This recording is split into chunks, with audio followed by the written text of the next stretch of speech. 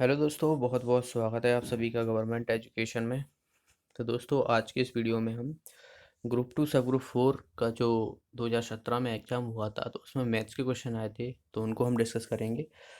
और क्वेश्चन थोड़े अच्छे आते हैं, तो आप ध्यान से समझिएगा हर क्वेश्चन को। तो चलिए हम स्टार्ट करते हैं। इससे पहले का मैंने जीके की वीडियो बनाया है, अगर आपने नहीं देखा तो यहाँ पर एक आई का बटन आ रहा होगा, उस पर क्लिक करके देख सकते हो। तो मैथ्स के क्वेश्चन जो है वो 25 क्वेश्चन आते हैं, तो यहाँ पर हम कुछ क्वेश्चन डिस्कस करने वाले हैं और बाकी आने वाली वीडियो में हम सारे शिफ्टों के क्वेश्चन जो है वो डिस्कस कर लेंगे। तो देखिए, फर्स्ट क्वेश्चन की तरफ बढ़ते हैं। ट्रिग्नोमेट्री से क्वेश्चन है। यहाँ पर हमें दिया हुआ है sine theta plus cosec theta equal to 4, then sine square theta plus cosec square theta का जो है वो वैल्यू निकालना है। तो बहुत ही आसान है। देखिए, sine theta plus cosec theta equal to 4 दिया हुआ है और हमें जो है ये स्क्वायर में वैल्यू निकालनी है। तो दोनों तरफ हम स्क्वायर कर देंगे, तो इसकी जो है वो a प्लस बी का होल स्क्वायर की तरह जो है ये बन जाएगा। तो ये हो जाएगा हमारा sign square theta plus cosec square theta plus 2 sine theta और कोसेक थीटा, और इक्वल टू आएगा हमारा ये 4 का स्क्वायर यानी 16। अब आप देखिए, साइन थीटा और कोसेक थीटा ये मल्टीपल में होते हैं, तो इसकी वैल्यू होती है 1, क्योंकि साइन का उल्टा जो होता है वो कॉस होता है, कोसेक होता है। तो इनकी जो साइन ये मल्टीपल में है, तो इसकी वैल्यू 1 हो जाएगी। तो यहाँ पर कितना बचेगा? 2 बचेगा। तो हमारे पास जो वैल्यू बची वो बची sine square theta plus cosec square theta plus 2 equal to 16। अब हमें ये वाली वैल्यू चाहिए, तो 2 है तो इस तरफ ले जाएंगे तो माइनस का 2 हो जाएगा, तो बचेगा कितना? 14। तो ये हमारा आंसर आ जाएगा। तो sign square theta plus cosec square theta बराबर आ जाएगा 14। तो सी ऑप्शन इसका आंसर हो जाएगा।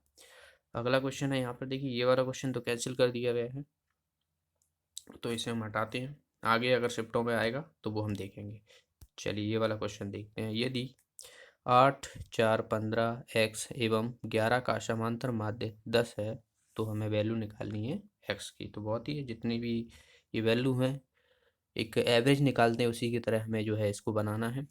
तो वो देखिए, 8 plus 4 plus 15 plus x plus 11 by 1, 2, 3, 4, 5, 5 आ जाएगा नीचे, इक्वल टू ये कितना दिया हुआ है? मात्र 10 दिया हुआ, तो इक्वल टू 10 कर देंगे। अब यहाँ से इस तरफ होगा तो ये हो जाएगा हमारा 50। ठीक है, 50 हो जाएगा ये। अब इनको जोड़ते हैं, 15 और 4 19, ठीक है, 11 कितना हो जाएगा ये? 30 हो जाएगा, और ये हो जाएगा 8 यानी 38। 50 में से जब 38 जाएंगे तो 12 बचेगा, तो एक्स की वैल्यू हमारी कितनी आ जाएगी? 12। तो इस तरीके से ये वाला क्वेश्चन करना था, तो ये आ जाएगा हमारा बी ऑप्शन। चलिए अगला क्वेश्चन देखते हैं। देखिए, ये वाला क्वेश्चन है, इसमें हमें जो है वो सरलीकरण करना है हमें। तो बहुत ही आसान है। जब भी आपको प्लस में अगर दो घातें दी हुई है, तो वो जो है वो मल्टीपल के रूप में होते हैं। जैसे कि मैं बात करूं कि ए की पावर बी है और ए की पावर ए है, ठीक है। तो ये देखिए, ये समान है दोनों की नीचे के, लेकिन घातें अलग अलग हैं। लेकिन मल्टीपल में है तो इसको हम ए प्लस बी की तरह जो है वो लिख सकते हैं इसको। तो वही रूल हम यहाँ पर फॉलो करने वाले हैं। तो यहाँ पर देखिए क्या दिया हुआ है, एक्स ए प्लस बी दिया हुआ है और इसकी पावर जो है वो 4 है, ठीक है। तो जाहिर सी बात है, इसकी पावर 4 है तो ये इसके मल्टीपल में आ जाएगी। तो यहाँ पर मैं इसको किस तरीके से लिख सकता हूँ?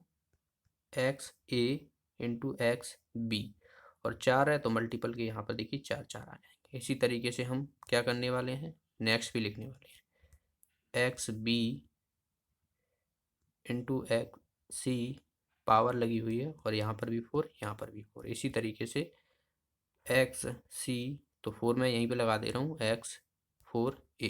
तो इस तरीके से, और नीचे हमारा क्या दिया हुआ है, एक्स, इसकी भी पावर आ जाएगी तो 4 ए हो जाएगा, एक्स 4 बी ये हो जाएगा, एक्स की पावर 4 सी ये हो जाएगा। तो यहाँ से देखिए, एक्स की 4 पावर ये गया, और यहाँ से बी वाला गया, और यहाँ से जो है वो ये सी वाला गया, क्योंकि दो दो जो दिए थे। अब बचेगा क्या? ये बचा एक्स की पावर 4 ए, एक्स की पावर 4 बी और एक्स की पावर 4 सी। तो एक्स की पावर 4 ए, एक्स की पावर 4 बी, एक्स की पावर 4 सी। अब देखिए, यहाँ पर भी ये समान है, तो इसको मैं किस तरीके से लिखता हूँ, 4 A plus 4 B plus 4c, X की पावर 4a plus 4b plus 4c। तो यहाँ से मैं 4 कॉमन ले लेता हूँ। देखिए किस तरीके से आ जाएगा, एक्स की पावर 4 इंटू ए प्लस बी प्लस सी, इस तरीके से आ जाएगा। तो देखिए हमारा आंसर क्या आ जाएगा, ये वाला आंसर आ जाएगा। तो ये फोर्थ ऑप्शन जो है इसका आंसर हो जाएगा। ओके, चलिए अगला क्वेश्चन देखते हैं। देखिए ये वाला क्वेश्चन है, इसमें कहा गया है कि यदि एक घन की सतह का क्षेत्रफल जो है वो हमें 64 दिया हुआ है, तब इसका आयतन पूछा गया है कि आयतन कितना होगा। पर ध्यान देने वाली बात है, घन जो है वो दिया हुआ है हमें, कुछ घन जो है वो सारी जो जितनी भी फलकें होती हैं उसकी वो समान भुजाएं होती हैं, बराबर होती हैं उसकी। अब इसमें एक सतह का कहा गया है, मतलब एक कोई भी ले लो, ये वाली ले ली हमने, ठीक है, ये वाली। तो यहाँ पर मैं कलर चेंज करा दे रहा हूँ, ये वाली ले ली हमने, इसका हमें जो है वो क्षेत्रफल दिया हुआ। तो ये क्या है, ये तो ये एक वर्ग है। तो दरअसल जो सतह दी हुई है ये वर्ग की तरह है, और इसका हमें क्षेत्रफल दिया हुआ, और वर्ग का क्षेत्रफल क्या होता है, ए स्क्वायर होता है। ए स्क्वायर होता है, जो कि हमें कितना दिया हुआ है यहाँ पर 64 सेंटीमीटर। तो ये 64 सेंटीमीटर, तो ए की वैल्यू कितनी आ जाएगी हमारी, 8 आ जाएगी। तो यहाँ से हमें ये समझ में आया कि जो घन दिया हुआ है उसकी भुजा की लंबाई जो है वो 8 है। तो मतलब यहाँ से देखिए ये वाली भी 8 है, ये वाली भी 8 है, ये वाली भी 8 है, यानी घन की जो सभी जो भुजाएं होती हैं वो उनकी लंबाई जो है वो समान होती है। अब यहाँ पर हमें क्या कहा गया है कि आयतन पूछा गया है, और आयतन घन का क्या होता है, ए क्यूब होता है, ए की पावर 3 होता है, ठीक है। तो बस हमें पता है कि भुजा 8 है, तो 8 की पावर 3 कर देंगे तो यहाँ से कितना आ जाएगा, 512। तो इस तरीके से इसका आंसर कितना हो जाएगा, 512, यानी डी ऑप्शन जो है इसका आंसर हो जाएगा। चलिए अगला क्वेश्चन देखते हैं। देखिए ये वाला क्वेश्चन है, इसमें देखिए क्या कहा गया है कि यदि 52 ताश के पत्तों के एक पैक से सभी बादशाहों को हटा दिया जाए एवं यथाक्षता से किसी एक पत्ते को चुना जाए, तो चयनित पत्ता लाल और काला दोनों होगा, इसकी प्रायिकता कितनी होगी। यहाँ पर समझने वाली बात ये वाली लाइन है कि पत्ता हमने खींचा, अब पत्ता तो हमें क्या एक ही खींचना है, पत्ते में से जो है वो एक पत्ता खींचना है, ठीक है। यहाँ पर एक पत्ते को चुना गया है। अब उसमें कहा गया है कि लाल और काला दोनों होना चाहिए। अब भाई एक पत्ता लाल भी हो और काला हो, ऐसा तो उसमें रूल है नहीं है, क्योंकि ताश की गड्डी में दो ही कलर होते हैं, एक होता है ब्लैक और एक होता है रेड, ठीक है। एक होता है ब्लैक और एक होता है रेड। जो ब्लैक होते हैं वो कितने होते हैं, 26 होते हैं, और रेड भी होते हैं 26, तो नहीं 52 टोटल मिला के नहीं। पर यहाँ पर दोनों को कहा गया है, तो एक पत्ता लाल भी होगा काला भी होगा, ये तो हो नहीं सकता है। तो बस इसका आंसर क्या हो जाएगा, 0 हो जाएगा। तो यहाँ पर बस ये वाली लाइन समझने वाली बात थी, और कुछ नहीं था। नेक्स्ट क्वेश्चन है, देखिए ये वाला क्वेश्चन है, ये शायद आपको नया लगेगा पर बहुत ही आसान है, ठीक है। बहुत ही आसान तरीके से आप इसको कर सकते हो। यहाँ पर हमें जो है वो अंक दिए हुए हैं छात्रों के, और छात्र दिए हुए हैं। एक कक्षा में जो है वो टोटल जो है वो हमें 20 छात्र दिए हुए हैं, और उनके जो अंक हैं किसी सब्जेक्ट में, ठीक है, कोई भी सब्जेक्ट होगा तो उसमें जो है वो अंक दे दिए हमें। अब यहाँ पर देखिए मैं कुछ इसको इस तरीके से जो है वो टेबल बना लेता हूँ। तो देखिए ये हमारे जो है वो छात्र हैं, पहले अंक ले लेते हैं, यानी ये वाले जो है वो मार्क्स है। मार्क को जो है एम से डिनोट कर देता हूँ। 36, थोड़ा ऊपर ले लेते हैं, 36, 40, 48, 50 और 54। इसी तरीके से जो छात्र हैं यानी स्टूडेंट जो हो जाएंगे हमारे 4, 3, 3, 5, 1, 7। अब जो मार्क हैं वो उसको हम एक्स आई मान लेते हैं, और जो स्टूडेंट है उसको हम एफ आई मान लेते हैं, ठीक है।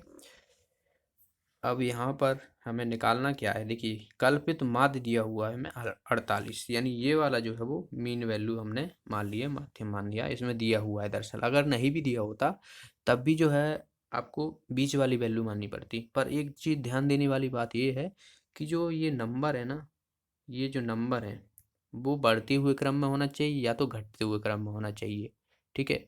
अब यहाँ पर देखिए 36, 40, 48, 50, 54 ये बढ़ते हुए क्रम में है, तो हमारी जो टोटल जो है वो 5 हैं।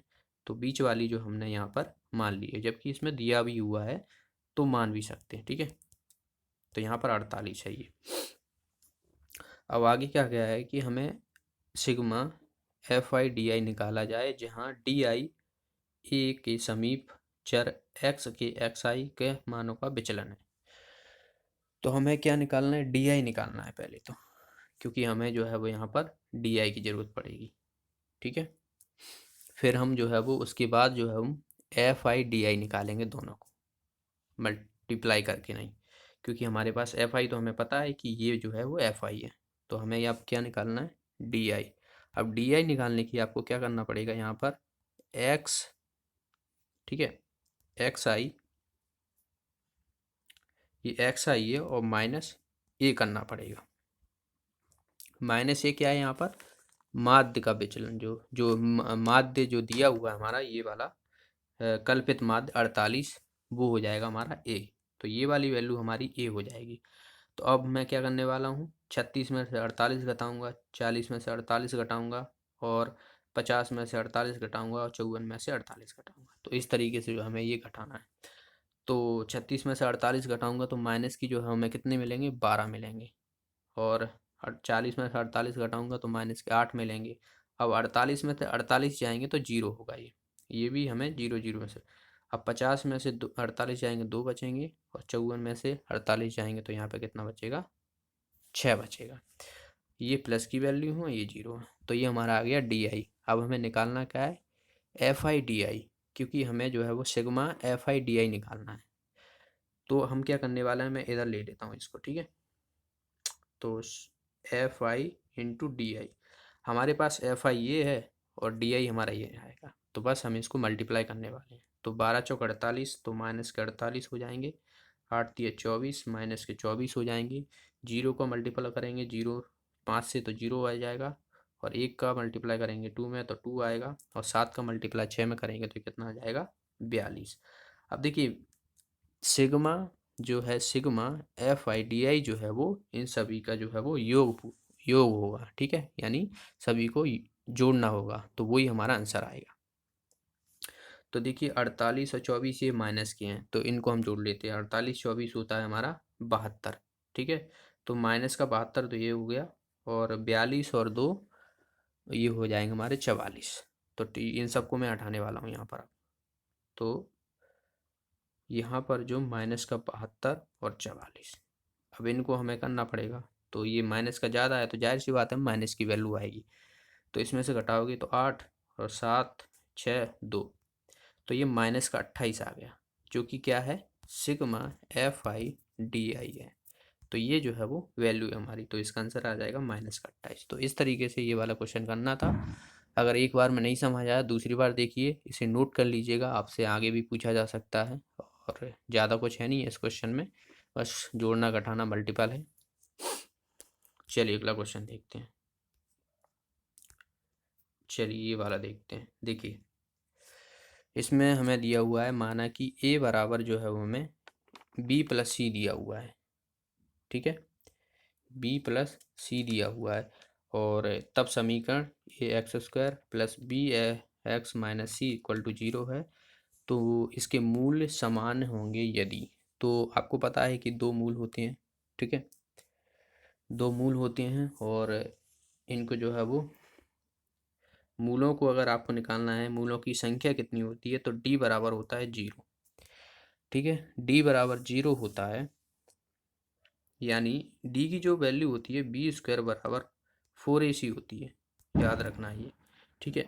तो वही हम यहाँ पर अप्लाई करने वाले हैं। तो समीकरण हमें दिया हुआ है, तो सीधा सीधा हम अप्लाई कर देंगे। तो B² बराबर 4AC, तो यहाँ पर देखिए B² बराबर 4AC ये दिया हुआ है, इसका जो है वो मूल है ये। अब हमें A बराबर दिया हुआ है, B+C दिया हुआ है। अब यहाँ पर देखिए ऑप्शन देखिए, हमें जो वैल्यू चाहिए वो A और C के टर्म में चाहिए, तो हमें यहाँ पर B की जगह जो है वो मान रखना पड़ेगा, जबकि हमें A बराबर दिया हुआ है B+C, ठीक है। तो अब हम करने वाले क्या है, B की वैल्यू यहाँ से रखेंगे, C को मैं इस तरफ दे दूंगा, तो B बराबर हो जाएगा A माइनस C, इस तरीके से हो जाएगा ये। या फिर इस तरफ ले लो या इस तरफ ले लो, तो सी माइनस ए हो जाएगा। इस तरीके से भी कर सकते हैं, आंसर दोनों का बराबर ही आ जाएगा। तो सी माइनस ए ले लेते हैं, कोई दिक्कत नहीं है। अब यहाँ से देखिए, इसकी जगह मैं रखने वाला हूँ ये वाली वैल्यू सी माइनस ए। तो सी माइनस ए स्क्वायर है बराबर 4ac, इस तरीके से लग जाएगा। अब इसको मैं ओपन कर देता हूँ, सी square plus A square minus 2ac, ठीक है, बराबर 4ac। इस तरीके से ये आ जाएगा।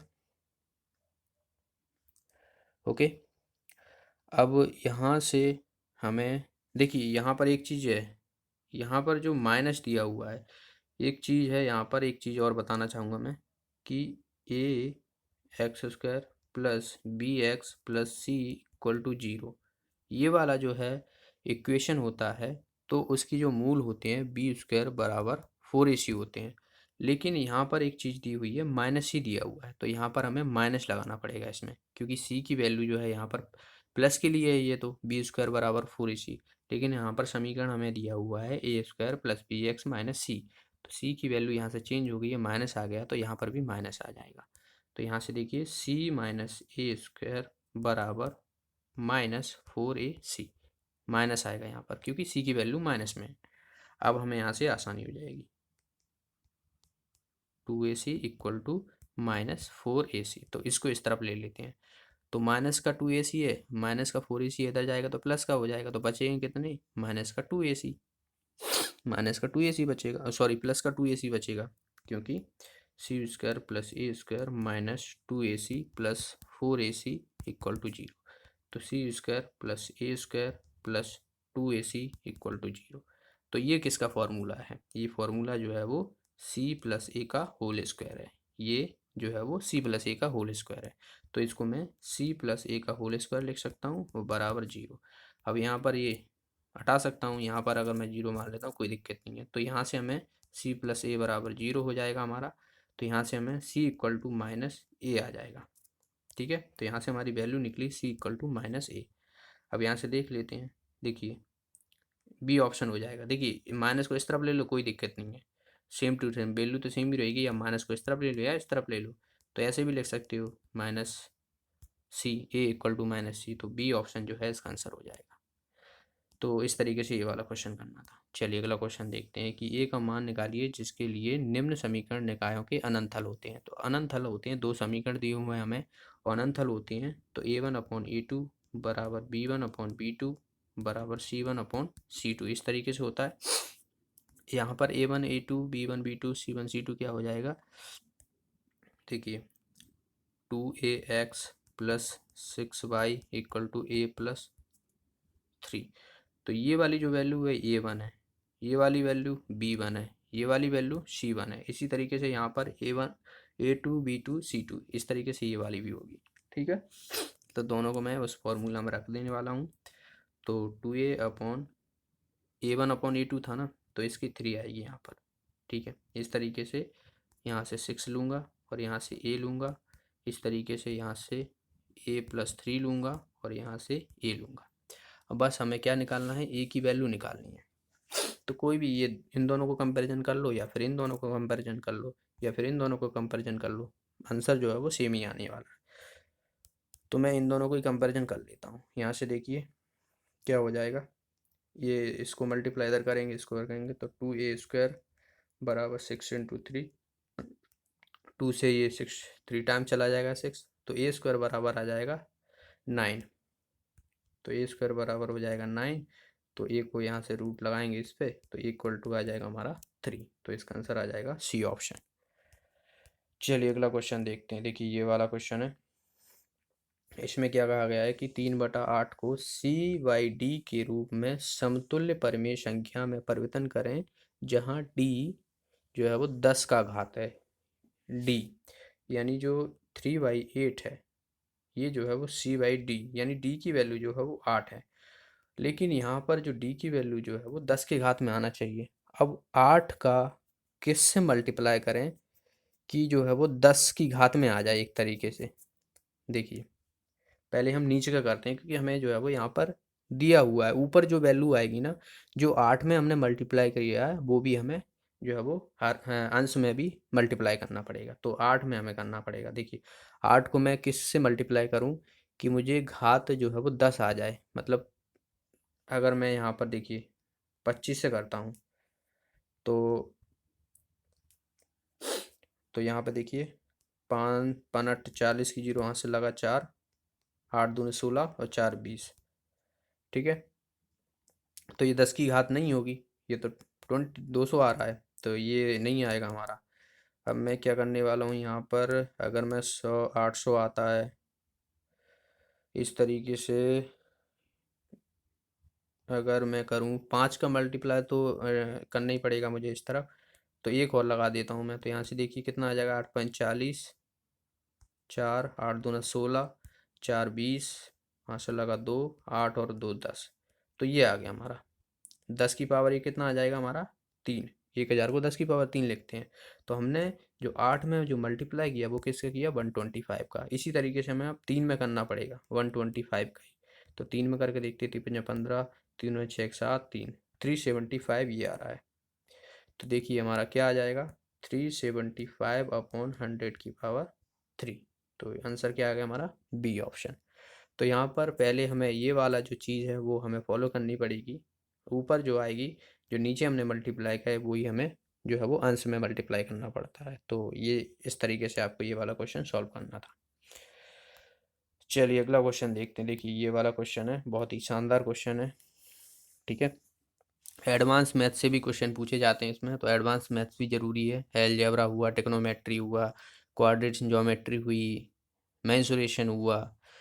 ठीक है, तो यहाँ पे देखिए क्या कहा गया है इसमें कि एक शंकु के स्तंभ स्थूल की तिरछी ऊंचाई 8 है। इसके वृत्तीय आधारों का परिमाप जो है वो 20 सेंटीमीटर और 12 सेंटीमीटर दिया हुआ है। तो स्तंभ स्थूल के वक्रीय पृष्ठ का क्षेत्रफल निकालना है। तो सबसे पहले तो आपको पता होना चाहिए कि जो फ्रस्टम होता है वो क्या होता है। फ्रस्टम जो होता है वो कुछ इस तरीके से होता है, यानी कौन है उसको काट दिया गया है। कौन है कोई, ये कौन है, इसको क्या है बीच में से काट दिया गया है। तो ये बीच वाला हाथ से गया, तो ये वाला बचा, यानी ये वाला जो गया है तो इसको ये बचा है। तो इसको हम कुछ इस तरीके से बनाते हैं, ये बन गया। ठीक है, ये ऐसा है। अब इसमें जो परिमाप दिया हुआ है ये नीचे वाले का दिया हुआ, क्योंकि नीचे वाला बड़ा है और ये भी नीचे ऊपर वाला परिमाप है। तो ये जो है वो एक सर्कल है एक तरीके से। तो परिमाप का जो सर्कल का परिमाप होता है वो 2πr होता है। तो यहाँ से हमें जो है इसकी त्रिज्या पता पड़ जाएगी, क्योंकि अगर आपको जो फ्रस्टम है उसका वक्री पृष्ठ निकालना है तो वक्री पृष्ठ का जो है वो फॉर्मूला क्या होता है, फॉर्मूला आपको पता होना चाहिए। फॉर्मूला होता है π × R1 + R2 ये इंटू एल। एल जो है वो तिरछी लंबाई है, तिरछी ऊंचाई है, जो कि 8 दी हुई है यहाँ पर। अब त्रिज्या हमें पता होना चाहिए। तो अभी हमने बताया कि जो परिमाप दिया हुआ है हमें 2πr1, ये कितना दिया हुआ है, 12 दिया हुआ है, छोटे का मान रहे हैं हम r1। ठीक है, तो यहाँ से देखिए 6 टाइम चला जाएगा, ये पाई इधर आ जाएगा, तो r1 = हो जाएगा 6 × 22/7/22 हो जाएगा। ये 3 टाइम्स जाएगा, ये 11 टाइम जाएगा, तो 21/7 ये 21/11। तो r1 हमारी निकली 21/11। इसी तरीके से हम r2 निकालेंगे। r2 देखिए 20 दी हुई है, तो 2πr = 20, तो ये 10 टाइम्स जाएगा, पाई है इंटू 7/22, तो ये 5 टाइम्स जाएगा, ये 11 टाइम जाएगा, तो ये कितना हो जाएगा 35/11 ये हो जाएगा। ठीक है, तो R2 हमारा निकला 35/11। तो अब हम सीधा सीधा फॉर्मूला में वैल्यू रखने वाले हैं। π × R1 निकला था 21/11 प्लस R2 निकला था 35/11 इंटू एल कितना दिया हुआ है, 8 दिया हुआ है यहाँ पर। तो क्या करने वाला हूँ, इसको मैं सीधा सीधा इसको जोड़ लेते हैं। ये कितना हो जाएगा हमारा 6 5 6 56 ये हो जाएगा अपॉन 11। तो 22/7 पाई को खोल लिया है, 56/11 इंटू 8। तो ये 2 टाइम्स जाएगा, ये 8 टाइम्स जाएगा, 7 8 56, ये 64 हो जाएगा, और 64 का मल्टीप्लाई 2 में करोगे तो 128 सेंटीमीटर स्क्वायर आ जाएगा। तो इसका आंसर क्या हो जाएगा, सी ऑप्शन। तो इस तरीके से ये वाला क्वेश्चन करना था। चलिए अगला क्वेश्चन देखते हैं। देखिए एक त्रिकोण का अर्ध परिमाप 21 सेंटीमीटर है एवं इसकी दो भुजाएं 13 सेंटीमीटर और 15 सेंटीमीटर, तो इसका क्षेत्रफल निकालना। ठीक है। इसका अर्ध परिमाप दिया हुआ है। अर्ध परिमाप एक त्रिभुज है। टोटल परिमाप क्या होता है? तीनों भुजाएं की योग करना, लेकिन अर्ध कहा गया है तो तीनों भुजाओं का आधा कर देंगे जो भी योग है। ठीक है। तो हमें यहाँ पर 21 दिया हुआ है इसका। अब हमें यहाँ पर दो भुजाएं तो दी हुई हैं, तो देखिए यहाँ पर ये 13 मान लेता हूँ, ये 15 मान लेता हूँ, और ये हम डाल लेते हैं सी। इसका हमें पता नहीं है, तो इसका परिमाप क्या हो जाएगा? 13 + 15 + सी अपॉन 2 आधा कर देंगे, इक्वल टू जो कि हमें कितना दिया हुआ है? 21 दिया हुआ है। तो 21 दूनी 42। ठीक है, ये 42 हो जाएगा, और ये कितना हो जाएगा? 28 ये हो जाएगा। तो 42 में से जब 28 जाएंगे तो बचेगा कितना? 14 बचेगा। तो सी की वैल्यू हमारी 14 आ गई। तो यहाँ से हमें त्रिभुज के जो तीनों भुजाएं आ गई 13, 15 और 14। अब हम आसानी से जो है हम इसको क्षेत्रफल निकाल सकते हैं। तीनों भुजाएं हमें पता है, तो हम क्या लगाएंगे? जो हिरोशिमा का एक फॉर्मूला आता था, आपको पता हो, तो s इंटू एस माइनस ए, एस माइनस बी और एस माइनस सी, ये वाला रहता था। तो इसी से हम जो है ये क्षेत्रफल होता है त्रिभुज का। तीनों भुजाएं दी हुई हैं। अब हमें एस निकालना है। ठीक है, तो एस आप कैसे निकालोगे? एस जो है वो तीनों भुजाओं को जोड़कर जो है वो 2 से मल्टीप्लाई, वो 2 से डिवीजन करना रहता है। तो 13, 15 और 14, 13, 14, 15 इनको जोड़ लेते हैं। ये कितना हो जाएगा? 9, 12 और 4। इसको 2 से डिवाइड करेंगे तो 21 आएगा। तो हमारा जो एस आया वो आया 21। बस अब हम सीधा सीधा फॉर्मूला रख देंगे। तो 21 इंटू 21 माइनस 13, ये मतलब भुजाएं 21 माइनस 14 और 21 माइनस 15। ठीक है। अब यहाँ से देखिए ये कितना हो जाएगा हमारा?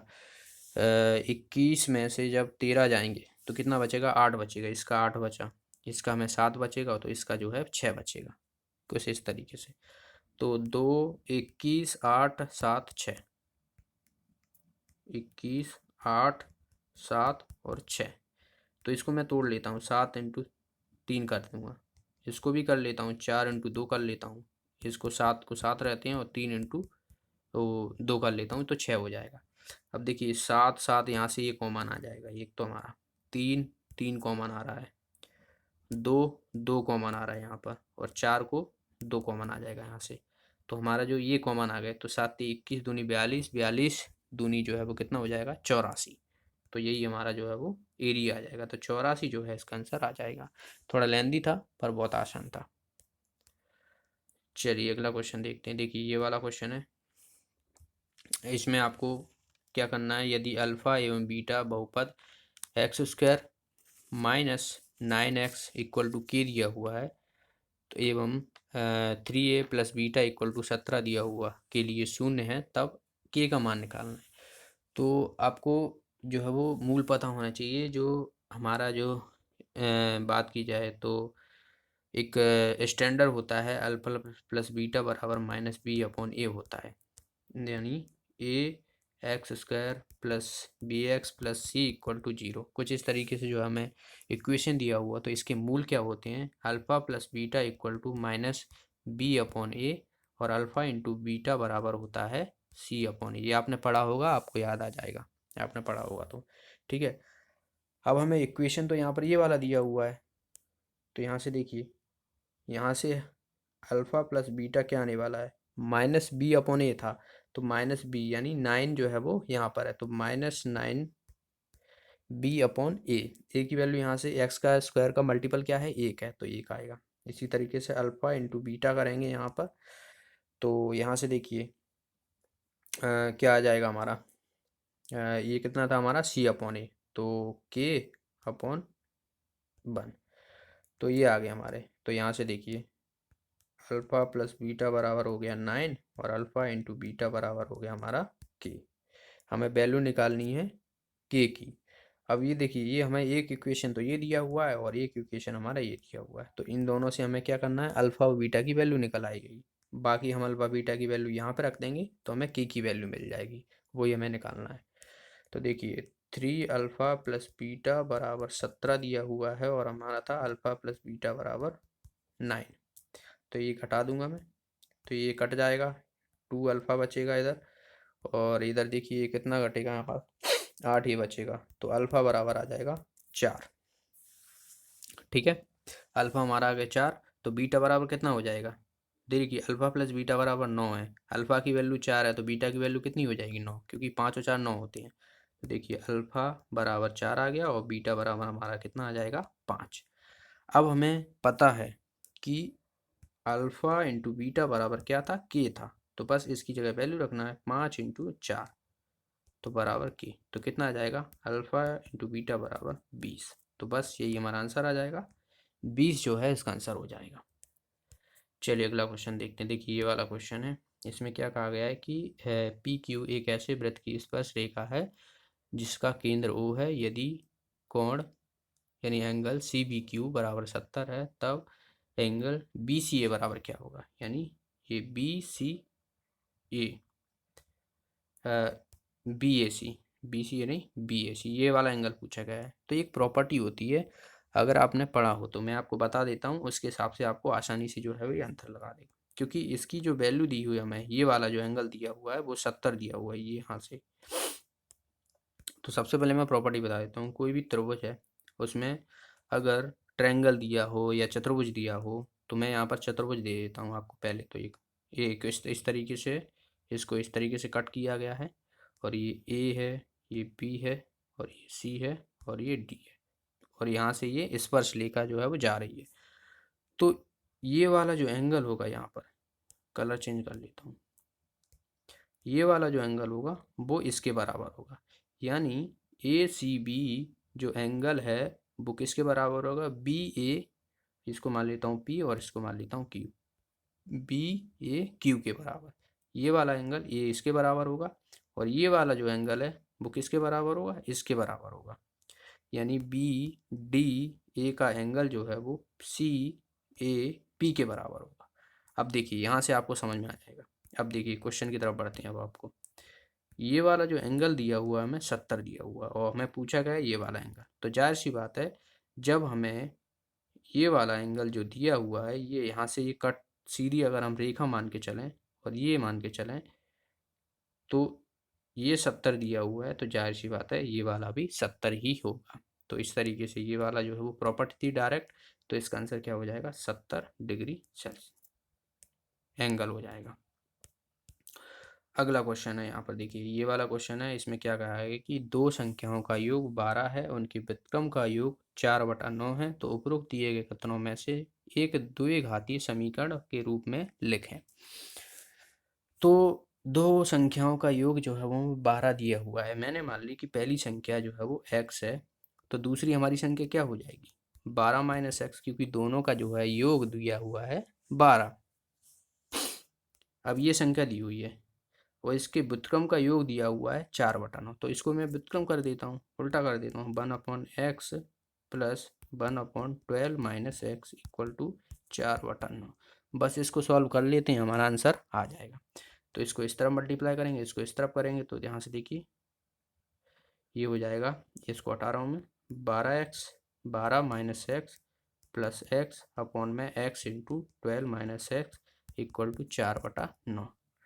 तो ये तो कट जाएगा, प्लस माइनस 12 बचेगा, 4 से ये काट देते 3 बार, तो ये कितना हो जाएगा 27, 9 का इधर मल्टीप्लाई होगा 27, और इसको इस तरफ ले लेते हैं, तो 27 equal to x into 12 minus x, तो यहाँ से देखिए 27, 12x माइनस का एक्स स्क्वायर, तो मैं क्या करने वाला हूँ, इस वाली को इस तरफ ले लेता हूँ, जिससे मुझे क्या है एक्स स्क्वायर प्लस में मिल जाएगा, तो इसको इस तरफ ले लेता हूँ, ये प्लस में हो जाएगा, ये माइनस में हो जाएगा, तो एक्स स्क्वायर माइनस का 12x प्लस का 27 था इधर, उधर हो जाएगा 0, तो ये हमारा समीकरण आ गया।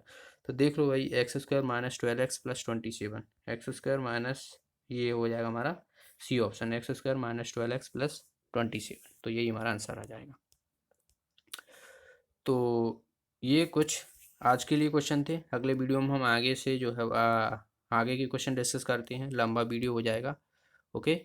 तो आई होप सारे क्वेश्चन जो मैंने समझाए हों आपको अच्छे तरीके से समझ में आए होंगे। और वीडियो को लाइक कीजिए, शेयर कीजिए अपने फ्रेंडों के साथ, और जो भी साथी नए हैं चैनल को सब्सक्राइब भी करें, और साथ में बेल आइकन बन के आएगी, उस पर भी क्लिक कर लीजिए, जिसके माध्यम से आपको वीडियो का नोटिफिकेशन मिलता रहेगा। तो आने वाले टाइम में हम सारे जो है वो कवर करने वाले हैं। तो मिलते अगले वीडियो में। Thanks for watching the video. Have a nice day.